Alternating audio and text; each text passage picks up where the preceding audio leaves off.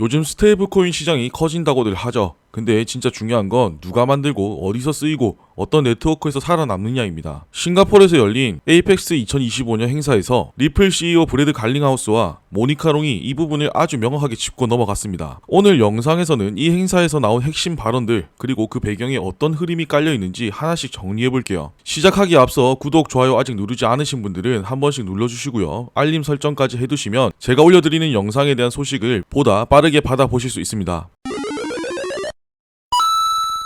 이번 에이펙스 행사에서 갈링하우스가 제일 먼저 짚은 게 바로 이겁니다. 은행이 만든 스테이블 코인, 과연 시장에서 성공할 수 있을까? 예를 들어서 JP모건이 JPM 코인을 만들어서 내부 결제에 쓰고 있다고 해볼게요. 그런데 그걸 시티은행이나 웰스파고 같은 다른 은행들도 쓸 수 있느냐? 여기서 문제가 생깁니다. 왜냐면 은행 입장에서는 이건 경쟁사에서 만든 코인이에요. 당연히 경계할 수밖에 없죠. 특히 금융 쪽에서는 고객 정보, 거래 내역, 결제 흐름 같은 민감한 데이터가 얽혀 있는데 그걸 다른 은행이 만든 시스템에 얹어서 쓴다는 건 리스크가 너무 큽니다. 그리고 JPM 코인 같은 은행 스테이블 코인은 대부분 자체 시스템 안에서만 사용돼요. JP모건 내부에서만 통용되고 외부로 나가면 쓸 수 없다는 뜻이죠. 이런 걸 폐쇄형 구조라고 합니다. 이 구조에선 다른 기업이나 사용자가 접근해서 자유롭게 활용하는 게 불가능해요. 결국 이건 스테이블 코인의 핵심 장점인 범용성과 확장성이 떨어진다는 얘기입니다. 아무리 기술적으로 잘 만들어도 네트워크 효과를 만들 수가 없어요. 반대로 USDT나 USDC 같은 민간 스테이블 코인은 누구나 발행 구조를 이해할 수 있고 거래소, 월렛, 앱 어디에서나 연결해서 쓸 수 있습니다. 누가 만들었던 간에 중립적이고 개방형 네트워크에서 작동하기 때문에 전 세계에서 유통될 수 있죠. 그래서 갈링하우스는 은행 스테이블 코인의 한계를 이렇게 정리한 겁니다. 다른 은행들이 그걸 굳이 받아들일 이유가 없다. 은행끼리 경쟁하는 상황에서 특정 은행이 발행한 스테이블 코인이 업계 표준이 되긴 어렵다는 겁니다. 결국 시장에 퍼지기 위해서는 누구나 접근할 수 있고 누구나 쓸 수 있으며 어떤 환경에서도 호환될 수 있어야 합니다. 이런 기준을 충족시키는 건 은행보다는 민간 발행 스테이블 코인입니다. 그리고 그 중심에 USDT, USDC 그리고 앞으로는 RLUSD 같은 모델이 자리하게 될 가능성이 높아요. 모니카 롱 사장도 갈링하우스와 비슷한 관점을 밝혔습니다. 스테이블 코인 시장은 앞으로 몇 배로 성장할 가능성이 크다. 하지만 은행이 직접 만든 스테이블 코인이 꼭 성공한다고 보긴 어렵다. 이 말은 간단하게 말해서 발행 주체가 은행이라는 이유만으로는 시장에서 성공을 보장할 수 없다는 뜻이죠. 왜냐하면 스테이블 코인이라는 건 기술이나 브랜드보다 누가 쓰느냐, 어디서 쓰이느냐, 어떻게 연결되느냐가 더 중요하기 때문입니다. 은행이 만든 스테이블 코인은 일반적으로 그 은행의 고객이나 내부 시스템에서만 쓰이게 설계됩니다. 즉 그 은행만의 결제 시스템, 계좌 체계, 클라이언트망이 묶여있는 구조예요. 이런 방식으로는 외부 확장을 시키는데 어려움이 있겠죠. 다른 은행, 기업 플랫폼이 쉽게 붙을 수 없기 때문입니다. 반면에 진짜 시장성 있는 스테이블 코인은 누가 만들었는지가 중요한 게 아니라 누구나 쓸 수 있어야 하고 여러 플랫폼과 자동으로 연동될 수 있어야 하며 규제를 넘을 수 있을 만큼 법적인 구조도 갖춰야 합니다. 이게 바로 리플이 RLUSD를 왜 민간 발행형으로 설계했는지에 대한 이유이기도 합니다. 리플은 RLUSD를 미국 법안을 고려해서 규제에 맞게 발행하고 XRP 레저뿐만 아니라 이더리움 같은 다른 블록체인에도 연결될 수 있게 만들고 누구나 지갑을 통해 접속해서 쓸 수 있도록 설계했습니다. 즉 은행처럼 우리 고객 전용 코인을 만드는 게 아니라 시장 전체에서 통용될 수 있는 코인을 만들겠다는 거예요. 모니카 롱이 은행 발행 스테이블 코인이 쉽게 성공하기 어렵다고 한 말은 결국 리플이 왜 중앙화된 은행 시스템이 아니라 범용성과 연결성에 집중하고 있는지를 보여주는 대목입니다. 갈링하우스와 모니카 롱이 이번 에이펙스에서 반복적으로 강조한 이야기는 간단합니다.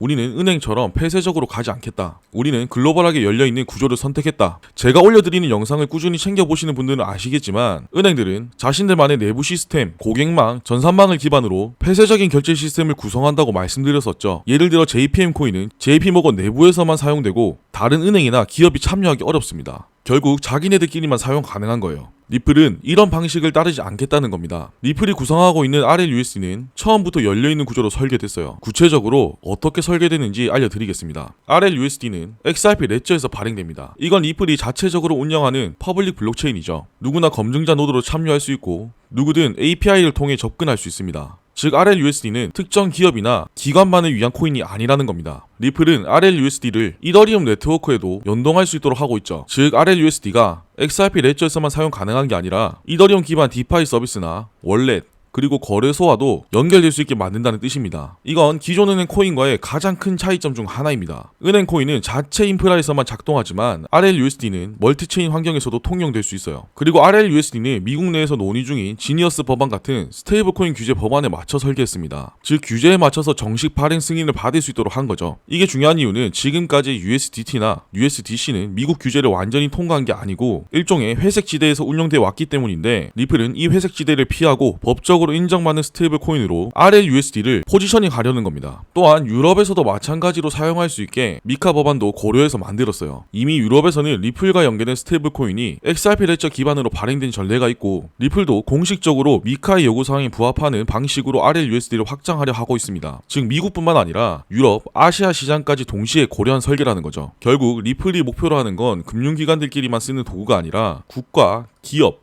개인, 누구나 쓸 수 있는 글로벌 결제용 스테이블 코인입니다. 이런 방법은 XRP의 활용 범위와 수요를 뒷받침하는 핵심 인프라가 될 거예요. 이번 행사에서 밈코인 얘기도 나왔습니다. 여기서는 갈링하우스와 모니카롱의 입장이 조금 달랐습니다. 먼저 갈링하우스는 밈코인은 과대평가된 영역이라고 부정적인 입장을 밝혔어요. 그나마 도지코인 정도만 예외일 뿐 대부분의 밈코인은 시장에서 오래 살아남기 어렵다고 말했죠. 이렇게 말한 이유는 지금 밈코인 시장은 실사용보단 단기적인 돈벌이 목적이 대부분이라는 겁니다. 실제로 밈코인의 많은 프로젝트는 구체적인 서비스나 생태계 없이 상징성 있는 이름이나 밈 이미지 하나로 사람들을 끌어모으고 짧은 시간 동안 가격을 급등시킨 다음 개발이 멈추거나 사라지는 경우가 많아요. 결국은 제품이나 서비스가 중심이 아니라 투기성 자본만 흘러 들어가는 구조라는 겁니다. 즉 코인을 팔기 위해 코인을 만든다는 식의 프로젝트가 많다는 거죠. 갈링하우스가 특히 강조한 부분은 이런 밈코인들이 업계 전체의 신뢰를 떨어뜨린다는 점입니다. 지금 미국 정치권이나 규제기관에서 가상자산을 부정적으로 바라보는 시선은 여전히 존재합니다. 그 대표적인 인물이 바로 엘리자베스 워런 상원 의원 같은 규제 강경파들이죠. 밈코인을 예시로 들면서 가상자산 시장은 투기판이다, 실체 없는 자산으로 일반 소비자들을 유혹한다는 식으로 많이 이야기했어요. 즉 실제로 제품을 개발하고 인프라를 구축하고 규제에 맞춰 사업을 전개하는 리플 같은 기업도 같은 범주로 묶여서 비판을 받게 될 수 있는 상황이 발생할 수 있다는 겁니다. 이건 리플뿐만 아니라 블록체인 기술을 활용한 글로벌 결제 시스템이나 중앙은행 디지털 화폐인 CBDC 연계 사업, 그리고 스테이블 코인 생태계 같이 제도권 진입을 준비하고 있는 프로젝트들에게도 악영향을 줄 수 있습니다. 요약하자면 갈링하우스는 밈코인은 지속 가능하지 않고 업계 전체가 밈코인 이미지에 가려지고 있다, 이걸 지적한 겁니다. 그렇기 때문에 리플은 가격이 아니라 기능 중심의 설계, 자산이 아니라 제품 중심의 구조, 단기 이슈가 아니라 법과 시장을 고려한 전략을 기반으로 움직이고 있는 거예요. 반대로 모니카롱은 갈링하우스의 비판과 달리 좀 더 유연한 입장을 보였습니다. 물론 모니카롱도 밈코인 생태계에 문제가 많다는 건 인정했습니다. 사기성 프로젝트가 넘쳐나고 대부분 실질적인 사용처 없이 가격 상승만 노린다는 점도 분명히 언급했어요. 그럼에도 불구하고 밈코인 생태계가 블록체인 산업 전체에 기여한 부분이 분명히 있다는 게 롱의 입장입니다. 모니카롱이 말한 기여는 밈코인은 사람들을 블록체인 세계로 끌어들이는 입구 역할을 했다는 겁니다. 예를 들어볼게요. 암호화폐를 전혀 몰랐던 일반 투자자들도 도지코인이나 시바이누 같은 밈코인을 계기로 암호화폐 시장에 많은 관심을 보였던 건 다들 아실 겁니다. 모르는 사람들이 없죠. 이 과정에서 지갑을 생성해보고 거래소를 이용해보고 블록체인의 작동 방식을 접하게 됩니다. 이런 부분들이 시장 전체의 진입 장벽을 낮추는 효과로 연결되는 거죠. 여러분들도 처음 코인 시작했을 때를 생각해보세요. 국내 거래소는 한글로 되어 있으니까 그렇다 치더라도 해외 거래소 같은 경우에는 사용하기가 어려웠을 겁니다. 즉 밈코인이 없었다면 들어오지도 않았을 투자자, 개발자, 그리고 커뮤니티가 존재한다는 거죠. 또 한 가지는 자본 유입입니다. 밈코인 열풍이 발생하면 그로 인해 모인 자금 중 일부는 실제 유용한 프로젝트로 옮겨가기도 하고 인프라 개발이나 스타트업 투자로 이어지기도 합니다. 물론 전부가 그런 건 아니지만 시장 전체의 생태계 확장에 긍정적인 측면이 있다는 것은 부정할 수 없을 거예요. 결국 이건 리플 내부에서도 어떤 가치에 더 무게를 두냐의 문제와도 연결됩니다. 갈링하우스는 법적 안정성과 실사용 중심의 생태계, 제도권 진입 가능성을 중요하게 보는 입장입니다. 즉 규제 안에서 지속 가능한 구조를 만들어야 한다는 관점이 강해요. 반면에 모니카롱은 커뮤니티와 자생적인 성장력, 확산 속도를 중요하게 보고 있습니다. 시장이 커지기 위해선 진입 장벽이 낮아야 하고 다양한 참여자가 유입돼야 한다는 논리죠. 제 생각엔 기술적 안정성과 커뮤니티 확산은 둘 다 필요한 요소이기 때문에 대립이라기보단 역할 분담에 가까운 것 같습니다. 이번 에이펙스 2025에서 갈링하우스는 지금 시장에서 충분히 주목받지 못하고 있는 세 가지 영역을 직접 언급했습니다. 지금까지 스테이블 코인 시장은 거의 대부분 미국 달러 기반으로 움직여 왔습니다. USDT, USDC, 그리고 앞으로 나올 RLUSD까지 전부 달러와 1대1로 고정된 구조죠. 그런데 갈링하우스는 이제부터는 비달러 기반 스테이블 코인이 더 커질 수 있다고 봤습니다. 달러 외에도 유로,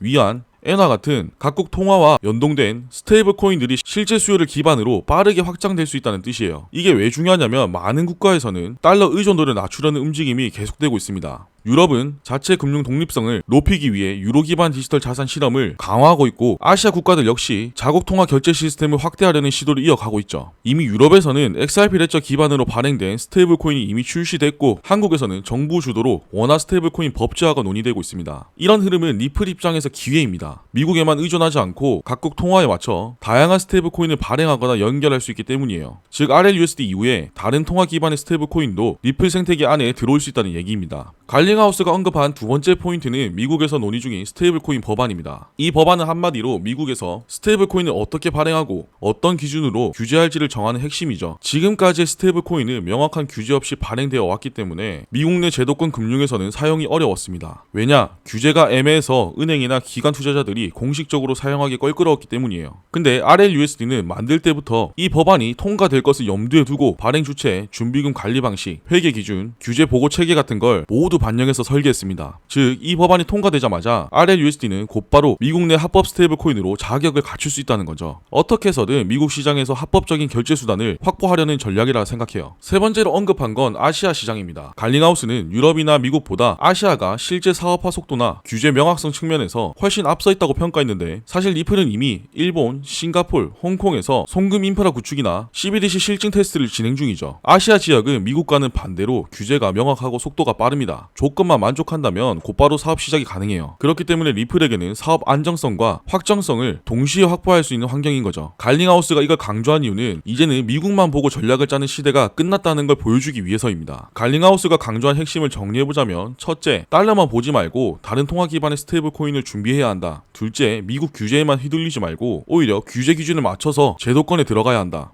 셋째, 시장 타이밍이 중요한 만큼 아시아처럼 빠르게 움직일 수 있는 지역에서 먼저 자리 잡는 게 유리하다. 이 세 가지는 모두 RLUSD와 연결됩니다. 즉 리플이 글로벌 전략을 본격화하는 시작점이 될 수 있다는 뜻이에요. 갈링하우스가 이번 행사에서 좋은 이야기만 한 것은 아닙니다. 반대로 시장에서 오히려 과대평가되고 있는 존재가 하나 있다고 지적했어요. 누군지 짐작이 가실 겁니다. 바로 SEC 소속 변호사들이죠. 갈링하우스는 SEC에 대해 기술도 모르고 시장 흐름도 모르면서 법만 앞세운다고 굉장히 비판적인 입장을 내놨습니다. 지금 미국에서 암호화폐 관련 규제는 대부분 기존 금융법을 바탕으로 진행되고 있습니다. 증권법, 은행법, 소비자보호법처럼 이미 수십 년 전에 만들어진 법률들이 적용되고 있죠. 그런데 이걸 해석하고 집행하는 사람들이 블록체인 기술이나 실제 사용 방식에 대한 이해가 부족하다면 어떻게 될까요? 새로운 기술의 가능성을 보지 못하고 기존 기준에 맞지 않으면 전부 불법 취급하면서 혁신을 가로막는 방향으로만 작용하게 됩니다. 지금 SEC가 바로 이런 방식으로 움직이고 있다고 갈링하우스는 말하는 거예요. 법률 해석만으로 시장 전체를 규제하다 보니 기술 기반 기업들이 사업 자체를 제대로 전개하지 못하고 발목 잡히는 상황이 계속되고 있다는 거죠. 갈링하우스가 이런 불만을 가질 만도 한 게 리플은 SEC와 오랜 기간 법적 다툼을 겪어왔기 때문인데, 그 과정에서 법적 기준,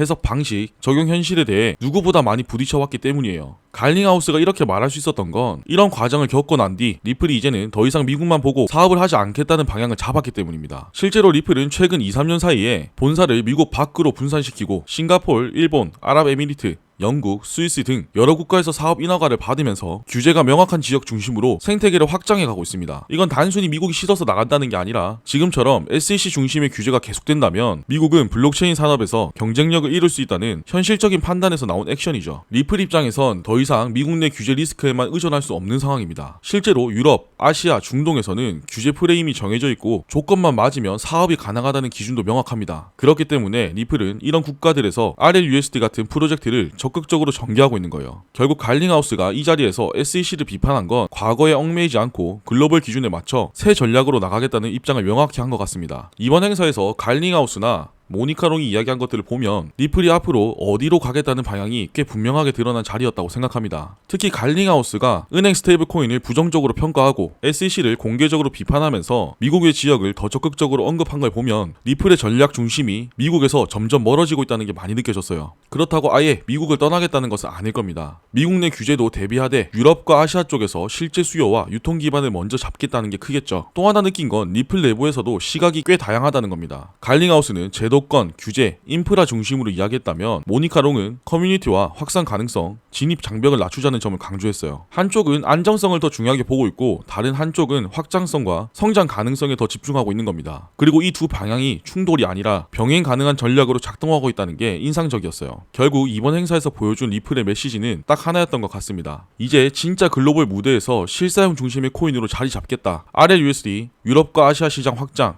규제 대응, 미국 중심 전략 수정, 이 모든 걸 실제로 움직이고 있다는 점에서 앞으로 뭘 할 건지 실제 방향을 보여준 자리였다고 보시면 될 것 같아요. 앞으로 RLUSD가 실제로 어떻게 유통되고 XRP와 어떻게 연결될지 그게 진짜 핵심이 될 것 같습니다. 이번 영상은 여기까지고요. 참 많은 내용이었고 어려운 내용을 이해하기 쉬우시라고 최대한 풀어서 설명을 드렸는데 이번 영상이 여러분들에게 도움이 되셨으면 좋겠습니다. 유익하셨다면 구독, 좋아요, 알림 설정 꼭 한 번씩 눌러주시고요. 보시면서 어려웠던 부분이나 궁금했던 점이 있으시면 아래 댓글로 편하게 남겨주세요. 그럼 저는 다음 영상도 알차게 준비해서 찾아뵙도록 하겠습니다. 감사합니다.